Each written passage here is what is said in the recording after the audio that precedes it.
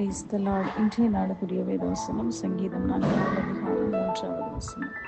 பக்தியுள்ளவனை கர்த்தர் தமக்காக தெரிந்து கொண்டார் என்று அறியுங்கள். நான் கர்த்தரை நோக்கி கூப்பிடுகையில் அவர் கேட்பார். அன்புக்குரியவர்களே, இந்த அருமையான காலை வேளையிலே அருமையானவர் இயேசு கிறிஸ்துவின் நாமத்தில் உங்களை வாழ்த்துகிறேன். இந்த காலை வேளையில் அருமையான வசனத்தை பாருங்கள். பக்தி உள்ளவனை கர்த்தர் தமக்காக தெரிந்து கொண்டார். பாருங்கள், நாம் உருவானதற்கு முன்பதாக கர்த்தருடைய வசனம் இப்படியாய் சொல்லுகிறது. ஏனெனில் நற்கிரியைகளை செய்கிறதற்கு நாம் கிறிஸ்து இயேசுவுக்குள் சிருஷ்டிக்கப்பட்டு தேவனுடைய செய்கையாய் இருக்கிறோம். அவைகளில் நாம் நடக்கும்படி அவர் முன்னதாக அவைகளை ஆயத்தம் பண்ணியிருக்கிறார்.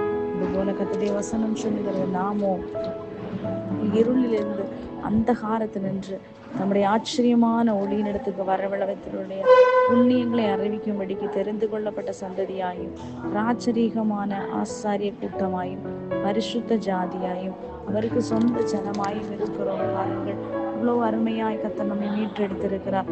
நாம் அழிந்து போகிற வெள்ளியோ பொன்னையோ கொண்டு அல்ல, அழியாத ஒரு நித்திய ராஜ்யத்திற்காய் நம்மை திறந்தெடுத்த தேவனாய் காணப்படுகிறார். அதன் ஆனபடினாலே அடுத்த வசனம் சொல்லுகிறது, நீங்கள் கோபம் கொண்டாலும் பாவம் செய்யாதிருங்கள், உங்கள் படுக்கையிலே உங்கள் இருதயத்திலே பேசிக்கொண்டு அமர்ந்திருங்கள்.